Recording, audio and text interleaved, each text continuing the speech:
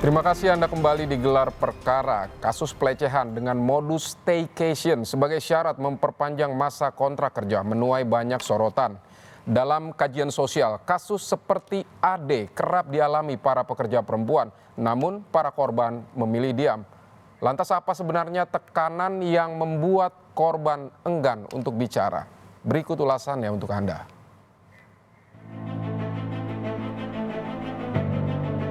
Staycation ini diduga merupakan modus ya terhadap adanya tindak pidana.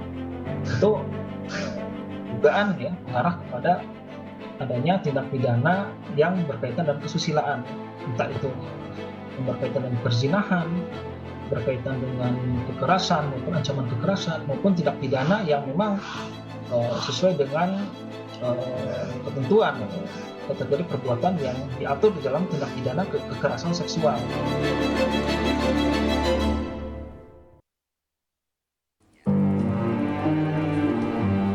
Ade tidak sendiri. Menurut Devi Rahmawati, pengamat sosial UI menjelaskan, kasus pelecehan dan intimidasi kerap terjadi di lingkungan kerja. Rata-rata 63% pekerja yang mengalami hal tersebut lebih memilih untuk bungkam disebabkan beberapa faktor. Di antaranya faktor job security atau faktor keamanan pekerja atas keberlanjutan dirinya dalam bekerja. Praktik yang kemarin mencuat terkait dengan ajakan atasan terhadap anak buahnya untuk bisa menyelamatkan pekerjaan yang dimiliki oleh stafnya, ini bukan hal baru. Data PBB menunjukkan 1 dari 5 orang atau 23% pekerja di dunia itu sebenarnya mengalami yang disebut dengan aksi kekerasan dan pelecehan di kantor. Yang perlu dipahami, aksi kekerasan atau pelecehan tersebut secara umum terbagi menjadi 4. Satu adalah overwork atau yang disebut dengan kerjaannya berlebihan di luar waktu dan kemanusiaan yang ada sesuai dengan undang-undang masing-masing negara gitu ya. Lalu yang kedua adalah emotional abuse gitu ya, pelecehan emosi baik itu dari tekanan mental, tekanan hinaan dan sebagainya. Yang ketiga adalah pelecehan seksual, jelas. Ini yang paling umum, paling lazim kita dengar. Yang keempat adalah diskriminasi terkait usia, terkait ras, agama, gender, dan sebagainya. Jadi secara umum ada 4 hal itu. Dan ini bukan menjadi sesuatu yang baru sekali lagi. Tapi data dunia menunjukkan bahwa rata-rata korbannya misalnya 63% perempuan itu biasanya nggak mau komplain. Dan bahkan 79% korban laki-laki, nah ini perlu dipahami, bahwa korban pelecehan, kekerasan di ruang kerja, itu atau di lingkungan kerja bukan hanya menyasar perempuan, tetapi juga laki-laki. Kalau laki-laki justru biasanya lebih menyimpan pada dirinya. Kalau perempuan, oke, dia menceritakan pada rekan kerja, keluarga dan sebagainya, tapi jarang sekali yang kemudian mengajukan komplain gitu ya. Jadi 3 dari 4 pelecehan seksual khususnya di kantor itu biasanya tidak akan pernah dilaporkan. Nah, bahkan yang menarik ketika korban melaporkan, 95% laki-laki yang menjadi pelaku dari hal tersebut biasanya tidak dihukum. Dan dari segi ekonomi atau keuangan, ini rata-rata kalau di Amerika memang sudah dihitung kerugiannya. Itu kehilangan produktivitas sampai 2,6 juta dolar. Miliar dolar. Jadi per orangnya itu rata-rata merugikan lebih dari 1.000 dolar. Jadi ini satu persoalan yang tidak sederhana, tapi memang akan tertutup dengan pemberitaan praktek kekerasan yang biasanya terjadi di rumah ataupun di lingkungan luar. Karena kantor, nah ini menarik, kantor akan sulit bagi korban untuk melaporkan karena biasanya tanda kutip keikhlasan atau penerimaan terhadap aksi kekerasan atau pelecehan itu akan ditukar dengan beberapa hal. 1, promosi jabatan. 2, dia bisa mendapatkan fleksibilitas waktu kerja.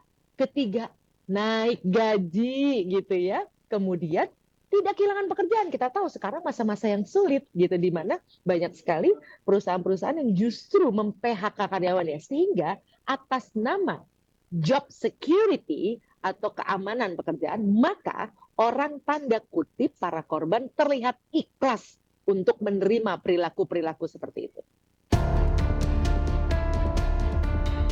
Faktor kekuasaan pun menstimulus seseorang untuk melakukan tindak pelecehan dan intimidasi kepada para pekerja.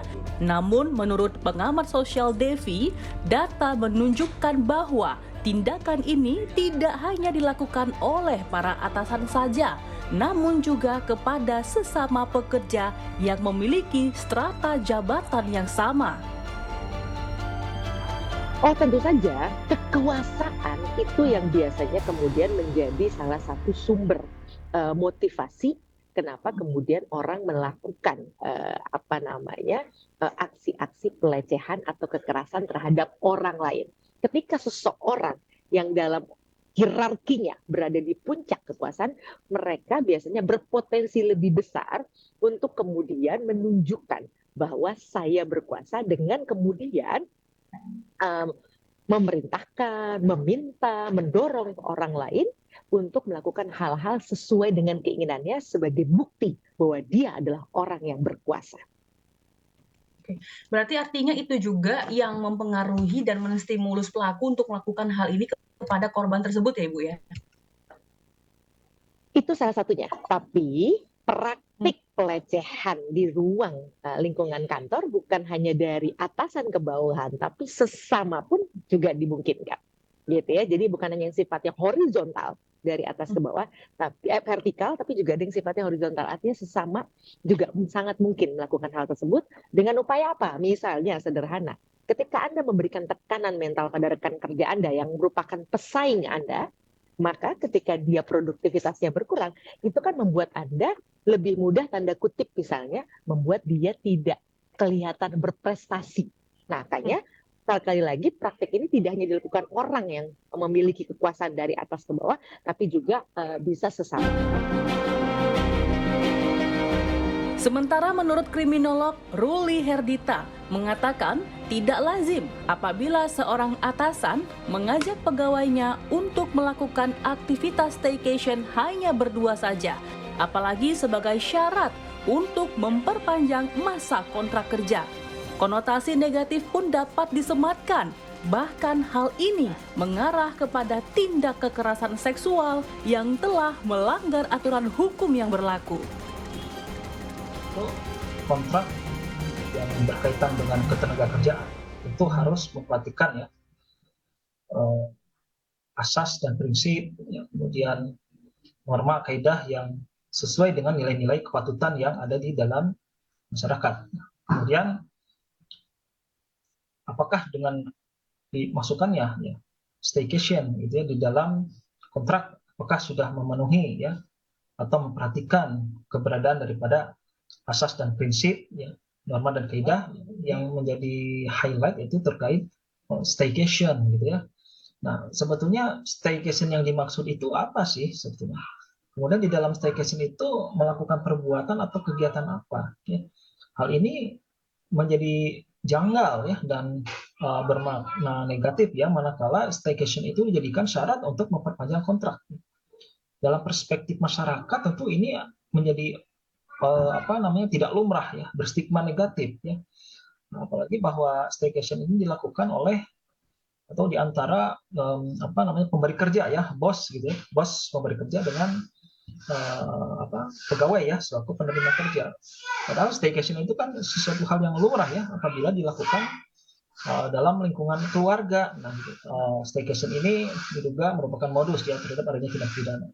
Itu dugaan ya mengarah kepada adanya tindak pidana yang berkaitan dengan kesusilaan ya. Entah itu yang berkaitan dengan perzinahan, berkaitan dengan kekerasan maupun ancaman kekerasan maupun tindak pidana yang memang sesuai dengan ketentuan atau kategori perbuatan yang diatur di dalam tindak pidana kekerasan seksual.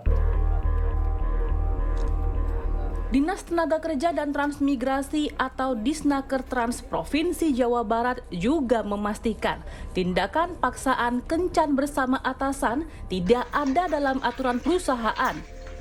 Kasus ini bahkan telah masuk dalam ranah pidana dan harus diusut dengan tuntas.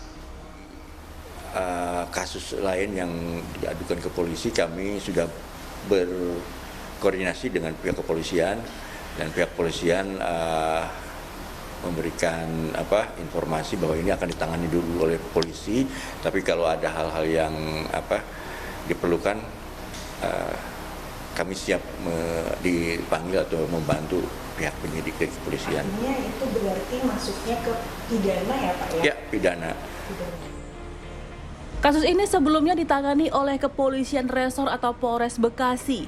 Namun kini telah diambil alih oleh Mabes Polri dan ditangani oleh Bareskrim sejak pekan lalu.